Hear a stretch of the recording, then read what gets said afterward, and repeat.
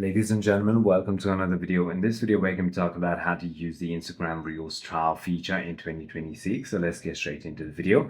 So Instagram's trial reel feature allows creators and businesses to test new content exclusively on non-followers before pushing it to their main feed. So if the video performs well, it can be shared with everyone. If it flops, it remains hidden from current followers, protecting engagement rates.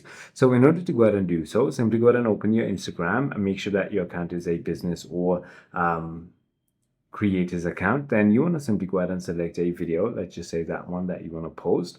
And this is not actually the reel tab. So I'm going to go ahead and head into the reel, go to the drafts, click on next, and then click on the tick mark. Now, if I scroll down, there's going to be a little trial section. If I turn this on, as you can see, it says in feed and reels, your reel will only be shown to non-followers. So you can simply go ahead and post it that way. I hope this video clarifies everything for you. If you have further more queries, feel free to comment down below, and I'll see you on the next one.